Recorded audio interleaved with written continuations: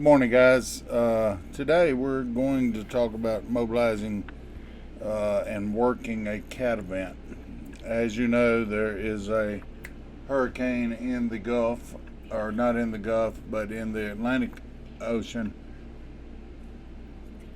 Fiona, probably not going to get to much. I mean, to be honest, it don't look that big. But at all points, you need to be prepared to go to it.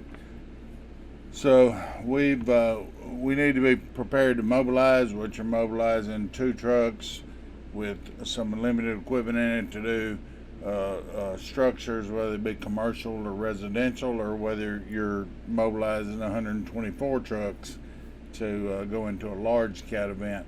It's just something you need to be aware of and something you need to do a little preparation for. And today we're going to talk about that a little bit and try to get you in the thought process of doing some of that.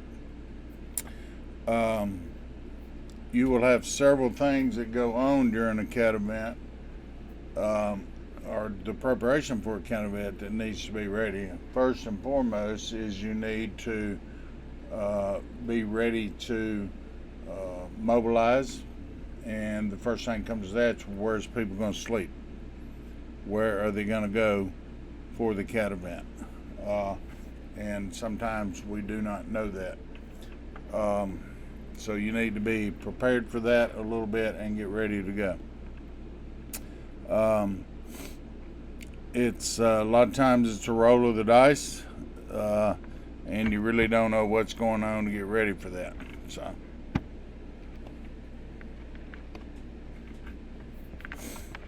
So when you're getting ready to go to a cat event, like I said, you've got to be ready to get your people in a place to sleep. You got to have a place to park your equipment. You're spending a lot of money. It's a little bit like gambling. You sort of have to figure out what you're doing and how you're doing it and where you're going, and you're hoping that things turn out okay and that you have a lot of good work that comes in that supports the money that you're spending.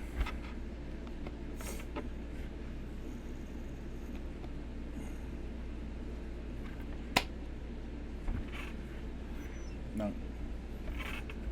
When you go into a cat event, the adjusters, the people that are going in, residents, and all of those people have taken up a lot of the hotel rooms, so there's not a lot of hotel rooms available. You should not depend on the fact that you may or may not get a hotel room. You should expect that you will not, and that you may have to sleep in your truck, sleep in a tent, sleep in a camper, but you need to be prepared for that at any rate. So you want to talk about going to a cat event and how the mobilization from normal is when you're going into a cat event, and until about 12 to 14 hours after the event, you really don't know what you're mobilizing to. So you've got to be prepared for pretty much anything. You could be sleeping in a pickup truck, you could be sleeping in a camper, you could be sleeping here and there. For those of you who have never worked a cat event, you just need to be prepared for that and be ready to go to a cat event when it happens. So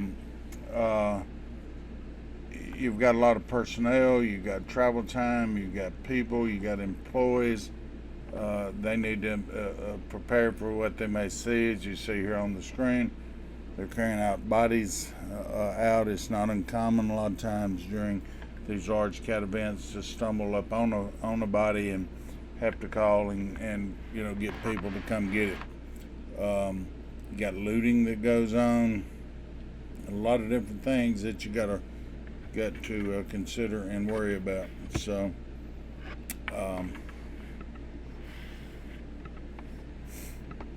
when to mobilize. Some people mobilize 2 or 3 days before the storm. Some people mobilize after the storm, 2 or 3 days after. Some people mobilize during the storm. That's as we showed in the slide a little bit earlier, that's a gamble. You just have to gamble. You have to roll the dice. You have to do a calculated estimate on when you need to prepare to go this storm. We like to get there about 3 days before the storm. We hold out about 100 miles. We get all our truck staged, all our equipment staged about 100 miles. Try to get on the left side of the storm so we don't get as much wind force and brute wind. But again, it's a gamble, and it's a life-threatening gamble. You just have to hold far enough out and hope that you get in the right place of the storm. So, know when to go and know where to go. You see Jim Cantori down there blowing around in the wind. He's the most famous guy in the world for blowing around the wind. That's not Jim Cantori, by the way. But anyway, you got a lot of wind. You got rain. It's miserable. It really is. You got your trucks are wet. Things are leaking. You can't get out and do anything. You basically have to sit there and wait on the storm to pass you by, and then figure out to where you're going and where you need to go. Very often you'll sit there for 2 or 3 days and won't go anywhere, but sometimes you'll have a client call before the storm's even passed and want to get equipment on the way and get equipment there. Those normally are clients with large buildings, and their biggest fear is that they're going to get the large building, or they already have it, and they don't have equipment available, so they're trying to tie up equipment. Not really like they need the equipment that quickly, because windows have not been repaired, roofs have not been repaired, extraction has not been done, but they're just sometimes in a little bit of a panic to be able to get in. But nonetheless, if you're there in a timely manner, you can knock on doors and try to get large to medium-sized jobs that are available at that time.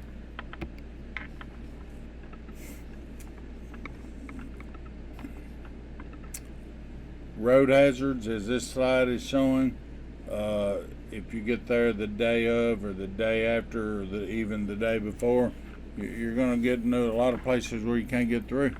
There's going to be flooding there. There's going to be a lot of debris on the roads. Typically the National Guard will get there about the second or third day and start clearing the roadways. So you're going to have to go around all that stuff. You're going to have to sit and wait on it. A normal hour commute may take 8 hours, but you've got to be there, and you got to be prepared to go the storm. Always take a chainsaw with you. Have your map, your route planned out to be in the more major routes that you can go in. Again, carry a chainsaw, carry log chains and stuff where you can actually pull trees out of the road and get stuff out of your way so you can get in. So you've got to have employees and drivers and personnel that are ready for this stuff. This is this is not going to the local Holiday Inn. This is survivor mode, if you will. You've got living conditions that are horrid. You may not have water, you may not have electricity. You can carry some of that with you, but at some point you're going to run out of that kind of stuff.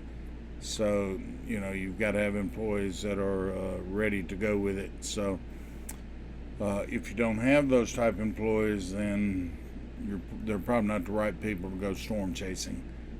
It's like Survivor on steroids, and it's not a TV show.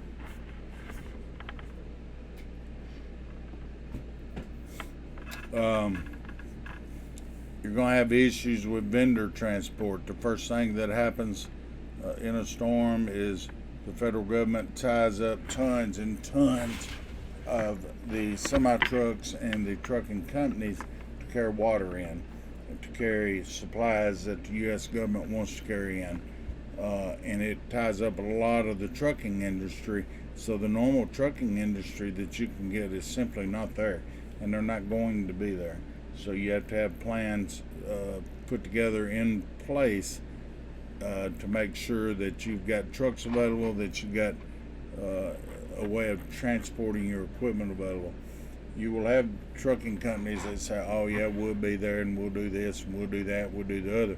But when the government calls them and offers them $2 a mile more money and 24 hours a day, then sometimes they change their mind. So you've got to be prepared for that and have a backup plan. You've got to figure out how much equipment to mobilize. How much do you rent? How much do you need to rent? How much do you carry with you? You have to figure that out, and it's, again, like the other side show, it's a gamble. You don't know. You don't know till you get there. You don't know till things start going on. So it's an event that is very challenging to work on one hand. On the other hand, you just got to take a lot of educated guesses. You got to be sort of like the military. You got to be self-sufficient. You got to be able to do what you need to do without a lot of assistance from other people.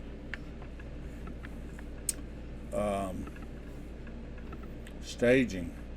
If you're carrying 2 vehicles, that's not a big deal. Park at Home Depot, park at a school, park at a government building, park at a rest area. But if you're carrying several vehicles, sometimes you've got to find a place to stage. On the left here on this one, you'll see the electric companies and the tree companies. They're always going to be there, and they have government contracts, and they're going to have yards at the high school and park there, or they're going to have the biggest government facilities that you can find, and you're not likely to be able to get into there. So you've got to find a place to stage your equipment, to get your equipment there, get it ready to go, and sometimes that's a difficult task to do. You start trying to call commercial real estate companies, and they're all out of town because the storm came in and they left, and it's 4 or 5 days later before they get back, and then it's just a hassle to be able to get up with them and get those deals put together. So when a storm's coming in, you may want to go in a few days in advance and try to pick out a few locations and talk to people about that. And a lot of times that still don't work. I mean, the storm may go to the right or the left or the north or the south, and you may not even be in the area that you thought you would be in the beginning. State of emergency and how that affects mobilization. State of emergency, the biggest thing it does for us on mobilization is it clears the path for drivers to be able to drive extended hours. Most, not all, but most of your weigh stations are shut down. They're not worrying about weight and all that kind of stuff. However, the state, before you get to the disaster zone, may very well still be running at full bore. We carry plaques in our truck that say we're going to the hurricane, we're with emergency services. Sometimes that helps, sometimes it don't. Some of them just could care less because they're not involved in it. Example, if the storms in New Orleans, Alabama may not care. If the storms in Florida, Georgia may not care. So you got to be ready to go through your licensing requirements, your state of emergency. It does allow your drivers to drive more hours. They don't have to worry about logbooks as much. They still have to do logbooks. They just don't have to abide by the hours of service details. Watch for licensing requirements. Florida's strict. It's one of the most hurricane-prone areas, and one of the worst things about Florida, although I like their politics and their stuff like that, but you've got to have a contractor's license to do work in Florida. You can blow dry air in Florida, and you can do generators in Florida, but you can't tear out sheetrock. You have to be a contractor to do that. It's a lot of things you can't do. Texas can be a little bit strict on mold, but they're not as strict on contracting. So watch what you can do. Just learn what you can do, learn how you can do it, and learn what you got to do to stay within the confines of the law. Florida is not only strict about what they do, their penalties are also extreme. It's a felony to go into Florida and work without a contractor's license. So know who you're working with and what you're doing and how you're doing it when you go into a different state that you're not used to working with. So just don't get down there and get in trouble. Every district attorney in the nation or in Florida is looking for some poster child to put on the news and talk about bashing other clients and how you're down there robbing people. You can't exceed 20% of your normal rates going into a hurricane, or you're gouging. I mean, unless you're a hotel, and then they can charge you 5 times the normal rate, and that's illegal some which way. But other than that, if you're doing it, you can't be over 20% of your normal rate without getting into the gouging laws. So you're going to get there, and first 3 or 4 or 5 or 6 or 10 days, you're not going to have power. You have to carry your own power, or you have to be prepared to do without power, one or the other. If you can live without power, that's fine. But after a hurricane, it's normally hot, it's normally humid, it's miserable, and it's just without power, it's hard to live. So you need to carry your own power. You also can't run drying equipment without power. So you need to have your power resources lined up. You have to reserve generators. You have to carry generators with you. You have to have diesel to run those generators. You have to have diesel to run your trucks and cars. And if you go into a hurricane with gasoline operated stuff, it's a nightmare. Everybody in the world bought gas to evacuate. Everybody in the world is buying gas to come back to their house. Gas lines are horrific. They're miles and miles and miles. And you get there and they'll let you have 5 gallons. That's all you get. So you really don't want to deal with gas. The federal government, the local government, everybody else, large equipment providers, equipment rental providers will truck diesel in. Nobody trucks in gas. So be ready to go in with no power.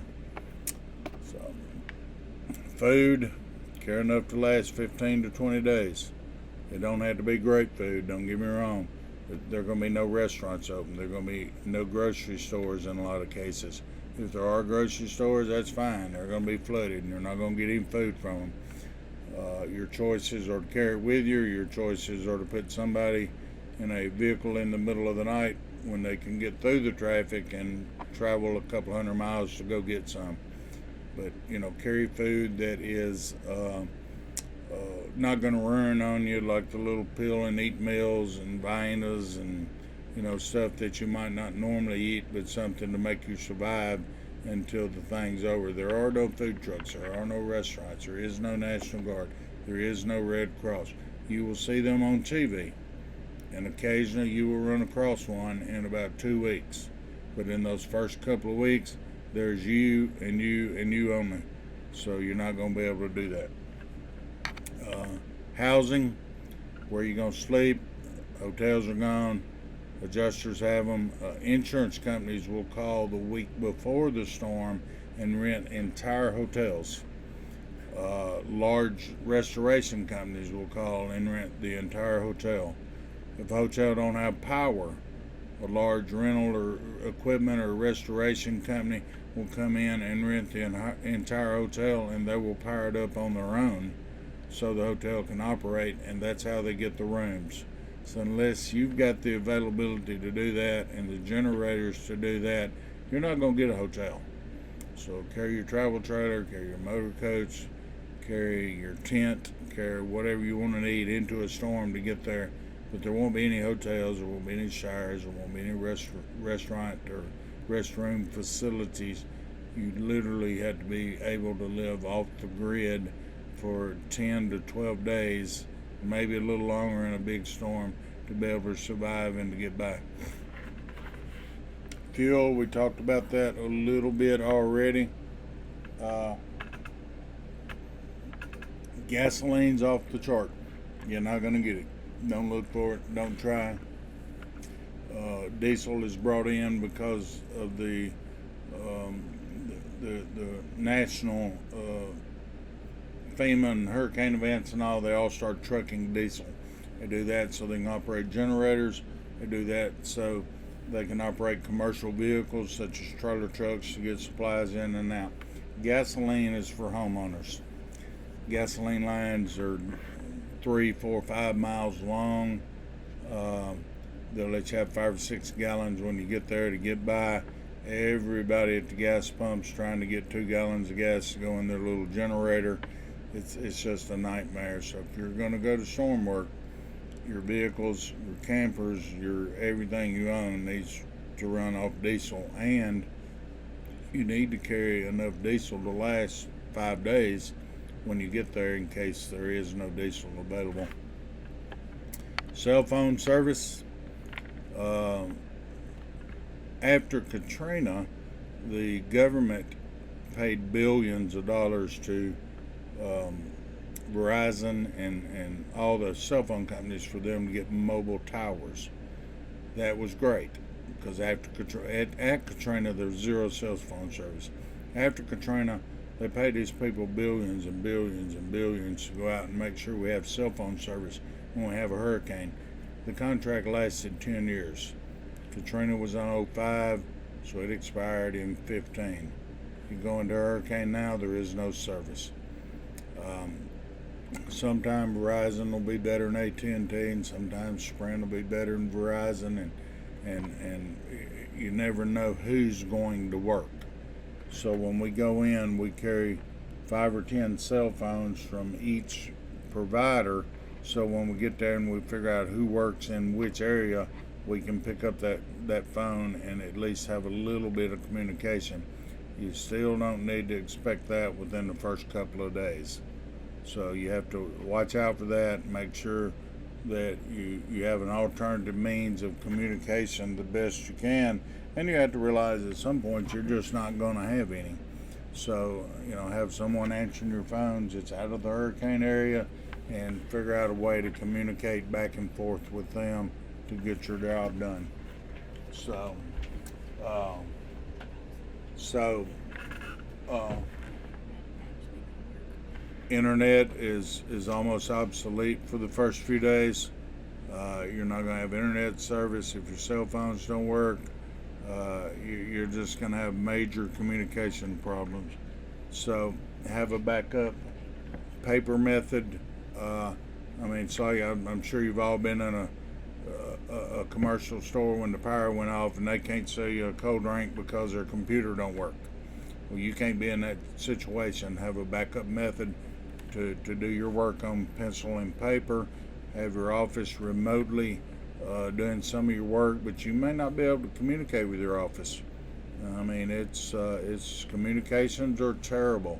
It's like you're in a third world country for the first 5, 6, 7, 8, 9, 10 days, depending on how bad it is. So be ready to do that. Be ready to handle that on your own.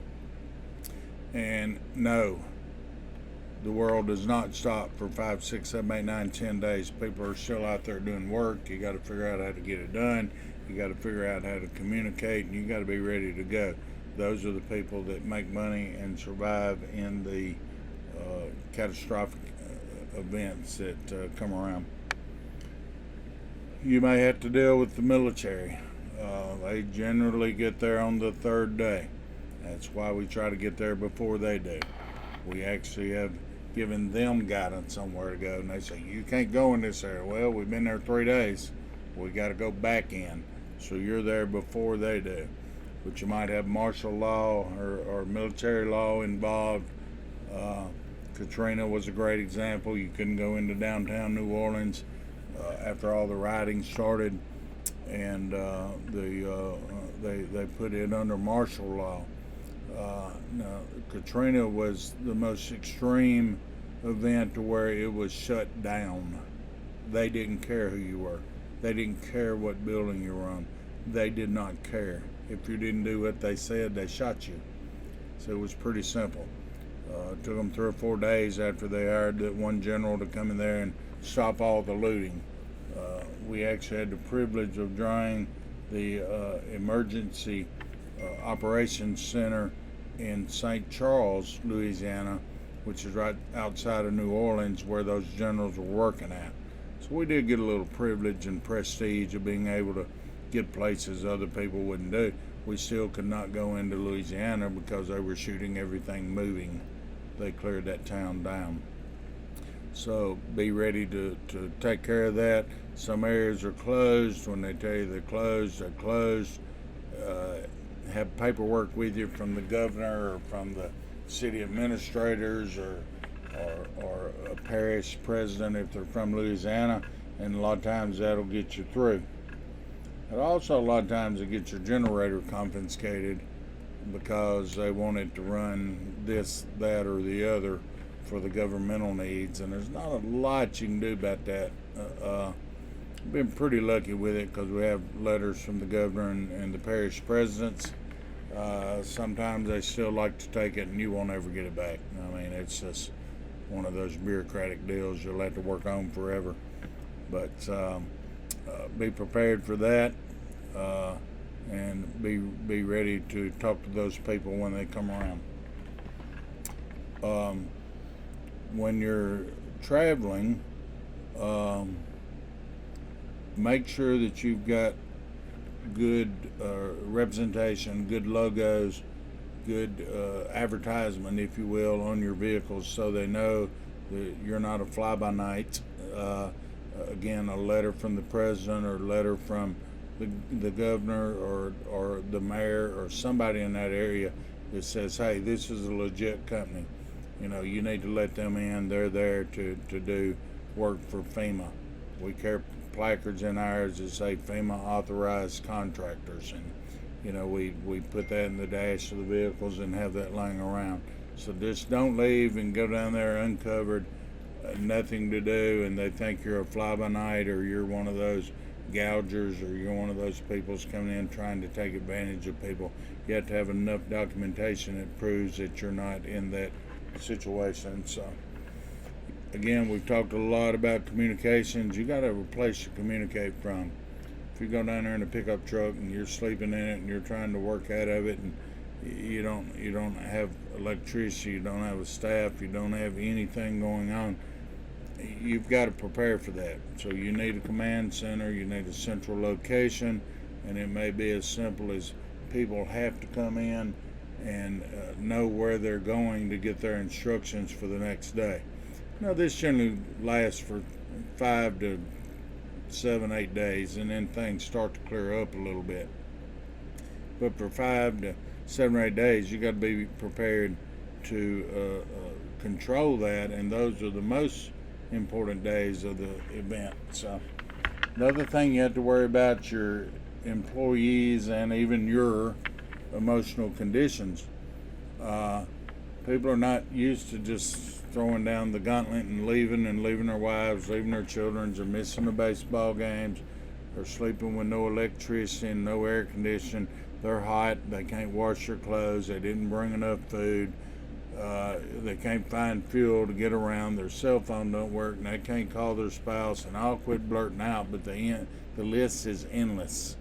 So you have to be able to prepare your people for that, number one, but number two, you've got to be able, as the manager or the owner, to back up and say, whoa, I've got to give these people a little bit extra space. They can do things they normally can't do. They may show up late. They may cuss you out because they're stressed out to the max. They may do this, they may do that, and you've got to be prepared to handle that and control it and help the employees and the extra people you got there get through that. If not, you lose good employees for no reason except one word, and that's called stress. People have stress when they go into these events, and they're not used to it. You can try to prepare them, they don't get it. Until they've been there 2 or 3 times, they don't have a clue. So, you got to give them some latitude and longitude and let them get their angers and frustrations out sometimes. And yes, they're going to do some stuff wrong, and you need to be there as a support team, not as an enforcement team at this point. After they've been through 3 or 4 storms, they'll begin to get it, and then they'll help you support the other people. Temporary labor is a necessity. When you go into a storm, hopefully, if you're a restoration company, you're already pretty busy. I mean, if you wasn't, you're going broke. So hopefully you're already pretty busy, and all of a sudden you're going to drop 5 times the jobs on to your whole staff that you used to have, and you're going to do it in a foreign area, and you're going to do it without all these amenities that you're used to. So you need to have temporary labor sources lined up. I'm not a fan of rent-a-drunks, general labor. I'm not a fan of that. You need people who are renting employees or renting people out that have some experience in demolition, some experience in restoration work, and that. I'm not saying you can't ever use the other people, but I'm saying you'll have a headache if you try. If you just rent the regular rent-a-drunks because they're cheap, you get what you pay for. So find a labor source that has employees that have done storm work before, they've done restoration work before, they've done demolition before, and they sort of kind of know what they're going into. Now, when you do that, if you hire 100 people, you're going to get 45 or 50 that truly know what they're doing. Those other 45 or 50 that labor source threw in there and said, ha ha ha, we just kidding. But at least you got a little bit of mix of the different people in there that you can get to and work. You're going to need equipment if you're doing storm work to dry buildings. That's pretty much what you do. There's not a storm out there that don't have water, so you have to dry buildings. That may be dehumidification, air movers, dehumidifiers, of both small and portable. You're going to need HEPA air scrubbers. You may need air conditioners. You may need porta potties. You may need food service to bring food in. You can prepare for your people for food all day, but if you hire 100 people and they're working a 12-hour shift, you're going to have to feed them lunch. So you got to prepare for that. And so, are you ready? Are you ready for that? You need a checklist. You need a very comprehensive checklist of what you need.